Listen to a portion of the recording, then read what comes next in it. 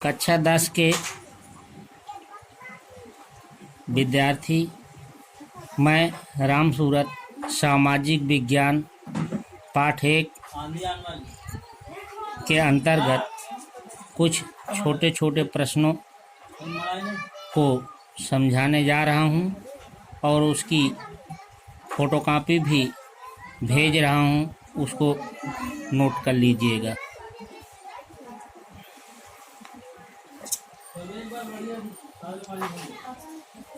पहला प्रश्न, नेपोलियन संहिता से क्या आशय है? नेपोलियन ने फ्रांस में लोकतंत्र को नष्ट कर दिया। इसने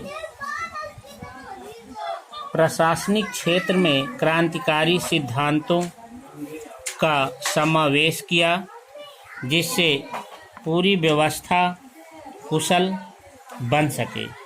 नेपोलियन ने 1804 ईस्वी की नागरिक संहिता, जिसे सामान्यतः नेपोलियन की संहिता के नाम से जाना जाता है, ने जन्म पर आधारित विशेषाधिकार समाप्त कर दिए थे।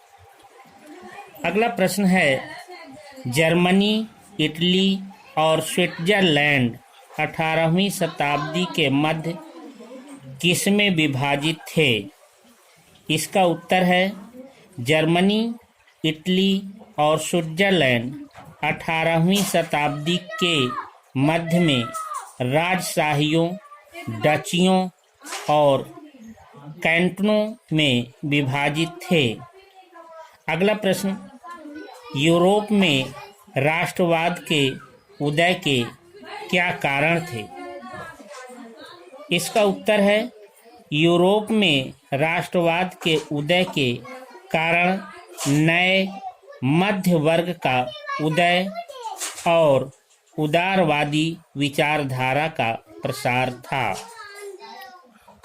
अगला प्रश्न है, उदारवादी राष्ट्रवाद से आप क्या समझते हैं? इसका उत्तर है, 19वीं शताब्दी के आरंभ में राष्ट्रीय एकता के विचार उदारवादी विचारधारा से अधिक जुड़े थे। उदारवाद व्यक्तियों के लिए स्वतंत्रता और कानून के समक्ष समानता प्रदान करना है। जोलवेराइन क्या है?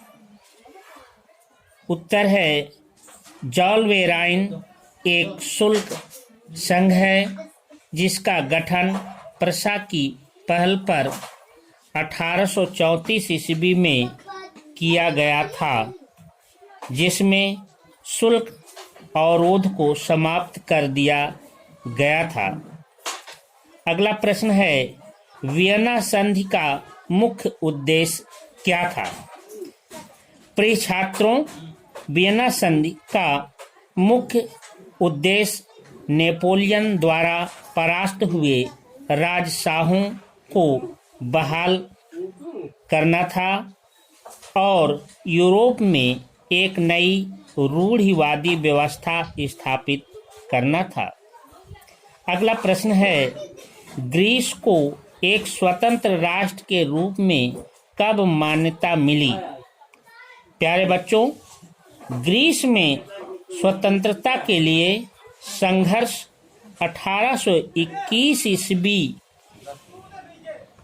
में हुआ और 1882 ईस्वी की कुस्तुनतुनिया की संधि ने एक स्वतंत्र राष्ट्र के रूप में ग्रीस को मान्यता दी।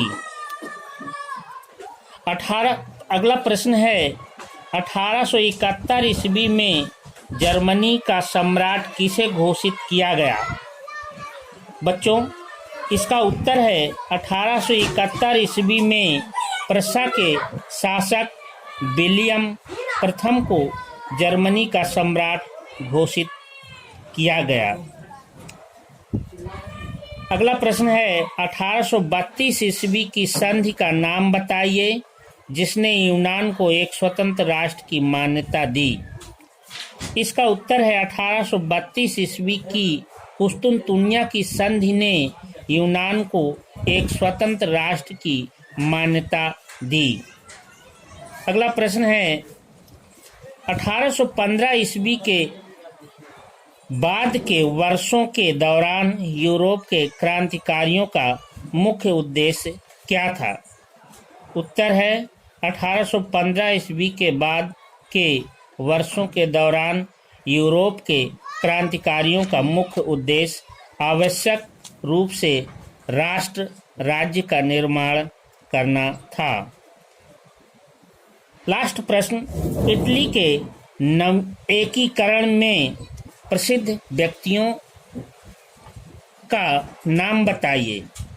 उत्तर है इटली के एकीकरण में प्रसिद्ध व्यक्ति थे जोसेपे मैत्सनी, काउंटी कैब्लो डी काबूर और जोसेपे गैरिबाल्डी। ठीक है बच्चों, इसको